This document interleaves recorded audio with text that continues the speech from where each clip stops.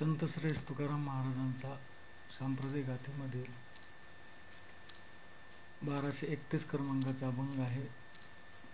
एक करीती गुरु गुरु भोवता भारू शिष्यांचा, पूस नाही पाय चारी मनुष्य परी कुतरीती, परस्त्री मद्यपान पेंड खान माजविले, तुका मने निर्भर चिंती अधोगती जावाया. झालं असं की तुकाराम महाराजांच्या काळात आणि सध्याच्या काळात सुद्धा गुरु शिष्याचं भरणं भरपूर झालेलं आहे. गुरु कसे आहेत आणि शिष्य कसे आहेत याचं चांगलं रसभरीत वर्णन महाराजांनी या अभंगातून केलेलं आहे. गुरु गुरु म्हणून त्यांनी जे धर्म मार्तंड आहेत त्यांनी शिष्याचा गोतावळा निर्माण केलेला आहे. ते शिष्य कसे आहेत? पूस नाही पाय चारी मनुष्य परी कुत्रेती, कुत्र्यासारखे स्वतःचं मी पण विसरून, परमेश्वराचं सत्ता विसरून ते गुरुच्या पाठीमागे कुत्र्यासारखे धावतात.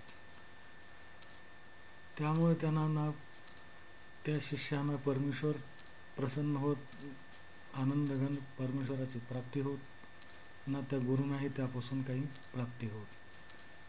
परस्त्री मद्यपान, परस्त्रीमध्ये गुंतलेले आहेत, मद्यपानामध्ये गुंग आहेत. पेंड खान माजविले, याप्रमाणे खाण्यापिण्यामध्ये गुंगलेले आहेत. तुका म्हणे निर्भर चित्ती अधोगती जावा, याप्रमाणे असे जे गुरु शिष्यांचा जो मेळा आहे त्या मेळाव्यातून परमेश्वर प्राप्ती होत नाही, परमेश्वर आनंदघन स्वरूपाची अनुभूती होत नाही. आणि त्यामुळे असा जो गुरु शिष्याची बद्दल महाराजांनी अत्यंत परखडपणे या अभंगातून आपले विचार मांडलेले आहेत.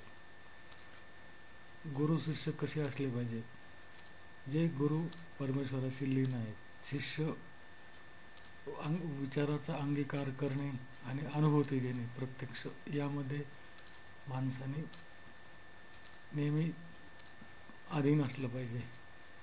परमेश्वराच्या अधीन राहा, परमेश्वराशी एकनिष्ठ राहा आणि त्यातून जी अनुभूती येईल, सुखाची अनुभूती येईल, त्याशी तुम्ही एकनिष्ठ राहा. बाकी या प्रकारे दांभिक लोकांपासून दूर राहा, असा या अभंगाचा मतित अर्थ आहे.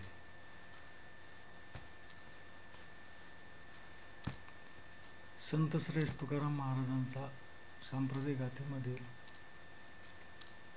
1231 क्रमांकाचा अभंग आहे.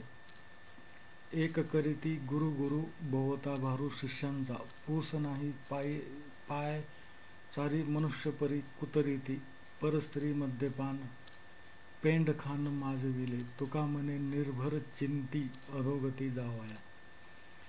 झालं असं की तुकाराम महाराजांच्या काळात आणि सध्याच्या काळात सुद्धा गुरु शिष्याचं भरणं भरपूर झालेलं आहे.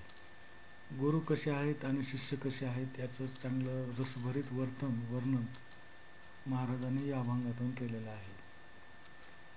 गुरु गुरु म्हणून त्यांनी जे धर्म मार्तंड आहेत त्यांनी शिष्याचा गोतावळा निर्माण केलेला आहे.